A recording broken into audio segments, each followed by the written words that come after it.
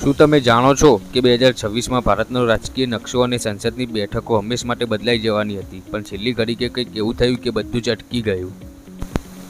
સરકારે 131મો બંધારણીય સુધારો રજૂ કર્યો, જેનો ઉદ્દેશ લોકસભાની બેઠકો 543થી વધારીને 850 કરવાનો હતો. આ ફેરફાર 2011ની વસ્તી ગણતરી મુજબ થવાનો હતો, જેથી મહિલા અનામત નારી શક્તિવંદન અધિનિયમ જલ્દી અમલમાં લાવી શકાય.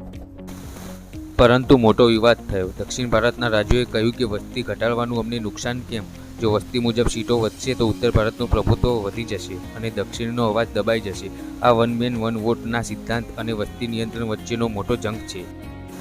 પરિણામ શું આવ્યું? લોકસભામાં આ બિલને વિશિષ્ટ બહુમતી ન મળી. 298 વોટ પક્ષમાં આવ્યા, પણ જરૂરી 363 સુધી ન પહોંચ્યા અને બિલ પસાર ન થઈ શક્યું. આ સાથે જ સીમાંકન અને યુટી રિફોર્મ બિલ પણ પાછા ખેંચવા પડ્યા.